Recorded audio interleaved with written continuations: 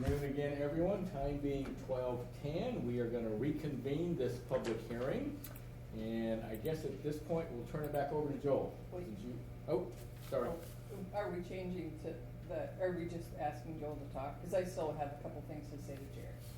Yeah, no, we're not in, I don't think Okay, we're in okay. here, so, Joel, go ahead.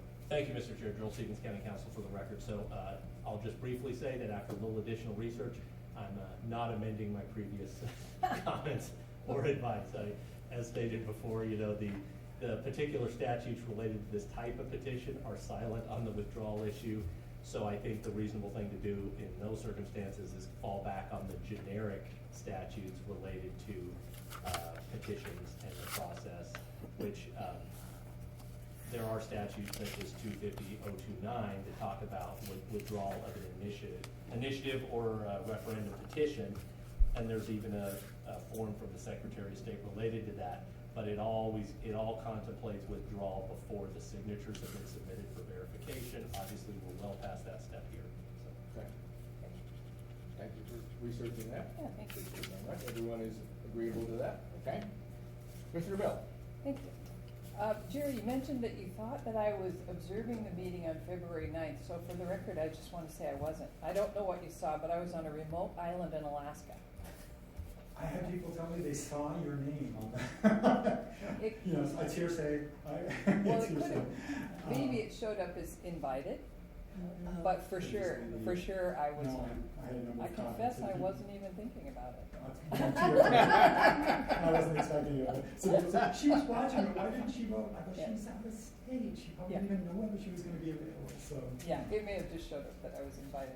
But also I wanted to comment on, you asked us to come up with findings similar to Lapine, which I'm certainly willing to look at, but not having looked at that record, I wouldn't commit to that today. So I would commit to looking at it and talking to staff about it.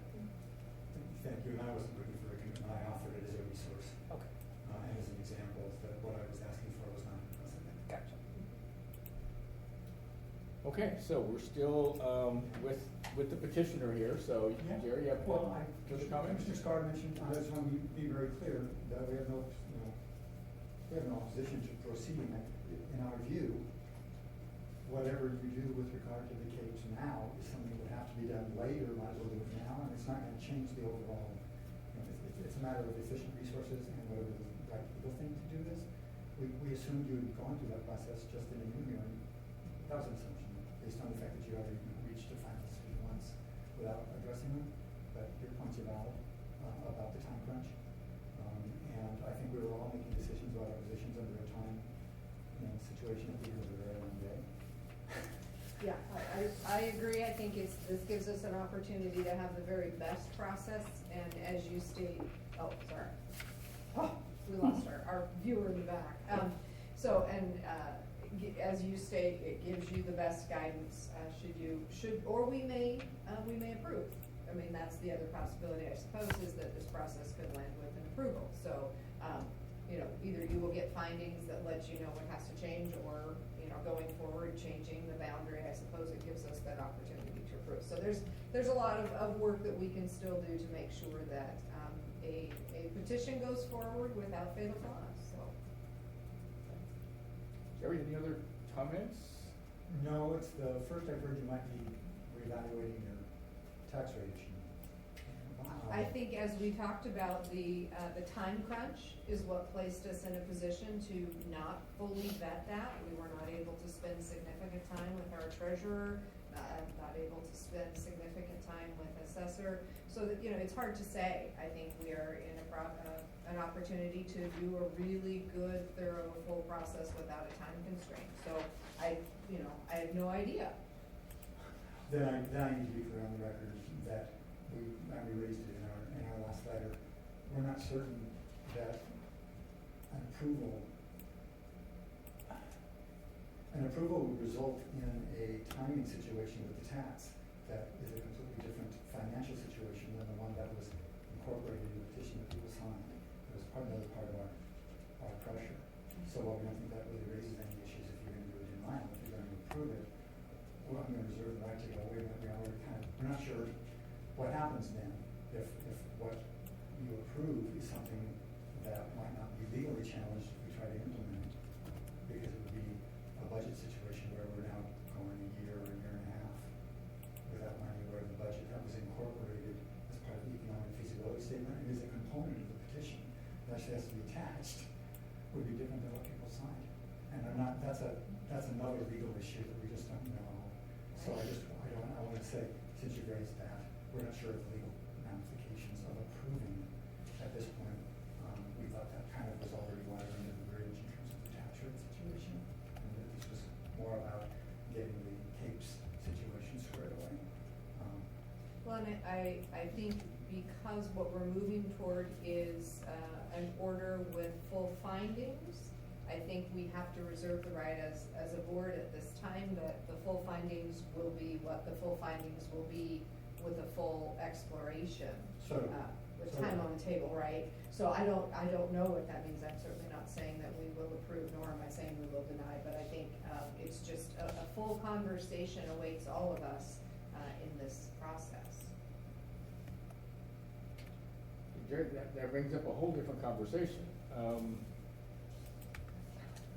Good, more. So, just a conversation here again. So, if we were to deliberate, and so this is prior to deliberation, and again, it's conversation. Sure. So, if we were to deliberate on adding the Capes back and changing your boundaries, I think that would clear up a lot of the issues that we have. And so at that point, if we were to do that and continue it and come back in 3 weeks, 4 weeks, whenever, you would object if we were to approve the petition with the boundary change? I'm only noting the legal conundrum that it would put us in. I mean, no, this is a brave new world. It It is is. for all of us, It because is. because I think there's a question as to whether amended economic reports can be, can you add new information to the record as it relates to an amended economic feasibility study? So, I think we have all of these things that are pushing into probably places where the law is silent. But we're all theoretical at the moment. So, as far as amending the petition itself, The boundary, we're talking boundaries, right? boundaries Talking would clearly about- be done by statute, no debate. Okay, Right. okay. Amending other parts of the petition, I think that's a lot less clear. I think in some circumstances, there need to be a determination made by the county clerk. But I think that the Secretary of State's, my understanding of the Secretary of State's office position is that once a petition is filed and those signatures are verified, unless there's a specific statutory basis for making a change, like in the case of a boundary, that they very well could be prohibited from making any other kinds of changes. Like, for example, they probably couldn't go back and change the tax rate now because that was what was set when they got those signatures. And that economic feasibility statement was also part of the information that was presented to gather those signatures, and it's part of what's required to be filed with the clerk's office. So,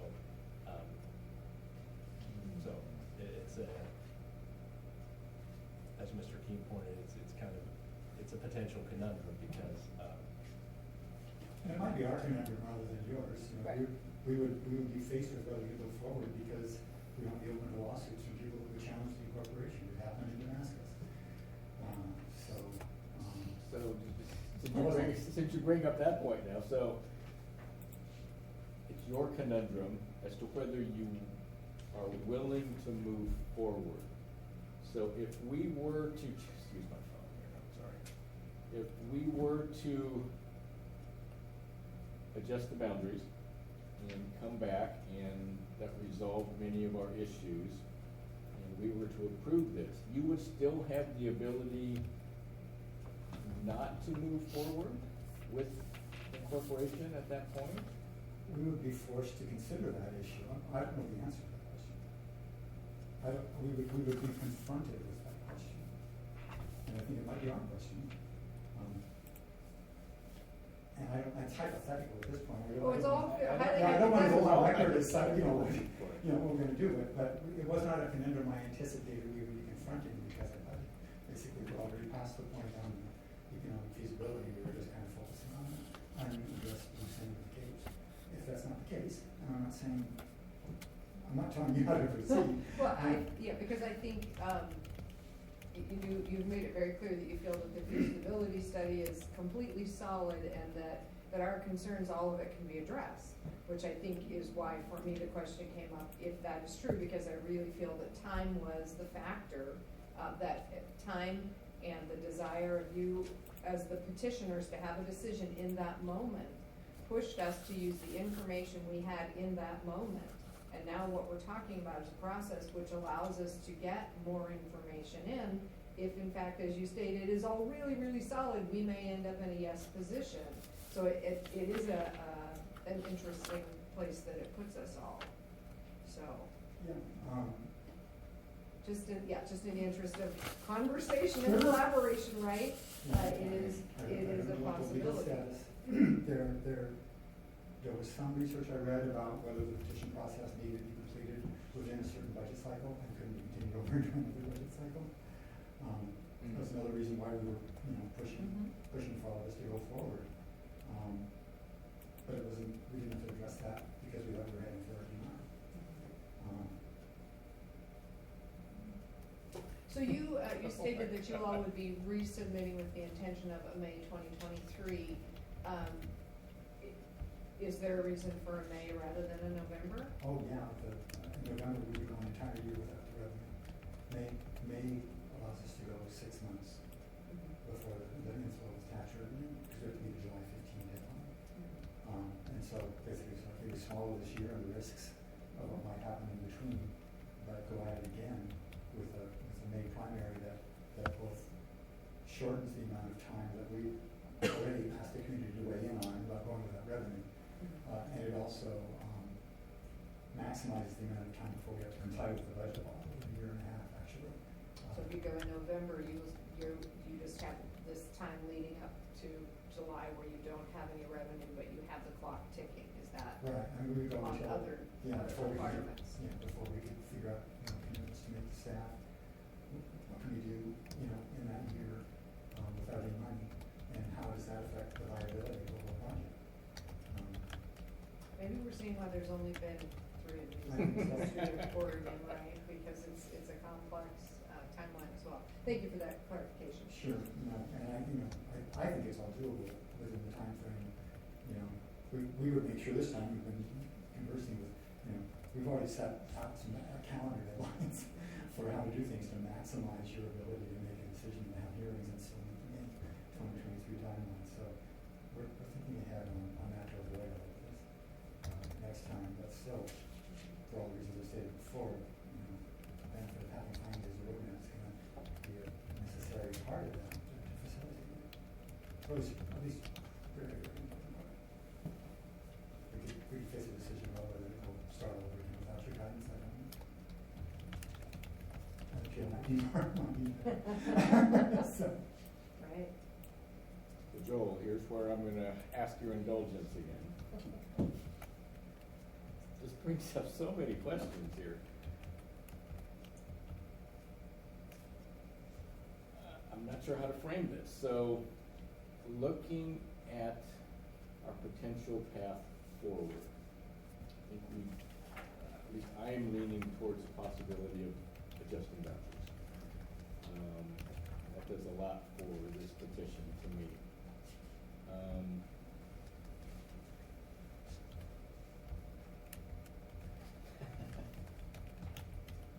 It's apparent that Mr. Keene, again, so I'm just doing the what ifs here moving forward. If indeed that boundary change were to alleviate many of our concerns, and we were to approve the petition sometime in the near future, Well, I don't know. I just don't know. It's apparent, Jerry, that you want us to deny this petition. And yet at the same time, you're unwilling to tell us that you will not take this to Louisville. Again, which I just do not see as benefiting either side. That's just gonna take money and time and effort, and, you know, our staff is extremely busy. And your partner in this is, in court today and can't be here with you. That to me creates the conundrum here in trying to move this thing forward. Because if you're telling us that if we, in the future, approve this petition, that's going to put Oceanside in a very difficult position. And I'm not sure that's in our best interest either. Well, I don't think it's about what I want, is what I assume, based on the past decisions that have already been made, so I'm not advocating a Well, position, I'm and I- describing consequences. Well, and I think then the question comes to, can we deny it, which won't help you in the least, but denying the feasibility based on, a fiscal year of 22-23, expecting city taxes of $144,000, given that the timeline is passed, you know, that this is an impossible feasibility study at this time because the timeline is passed. Doesn't help you know what we're thinking beyond that, and we might have other findings as well, but I don't know if this is the place or time to ask if that type of finding, if we had no others, if we said, gosh, Jerry's right, with the amount of time that was needed, we were able to come to agreement that they did all their great work. However, we can deny it based on the inaccuracy of budget years 1 and 3. Well, I think the Looking catch for the middle there, ground. I think the catch there is going to be that, in essence, we would be denying this because we knew that this would create huge financial problems for Oceanside. That does not meet the criteria at all. No, but it would be an impossible budget having been presented at the time. That's the conundrum, yes. Yeah. Well, yeah, because they wouldn't actually be able to have that money. And so the budget they provided then becomes inaccurate and impossible. Well, I guess we don't have to cross that road till we get there. That's the other piece, right, is we have work to do before that, at least in my mind, before we can get to that decision point. And perhaps we all link arms and walk forward and try to come up with the best possible answers that we can, that meet the statute, meet our responsibilities, and hopefully the spirit of the law for Oceanside. And if it helps, Joel, I'll engage you to the extent I can. Sure, absolutely.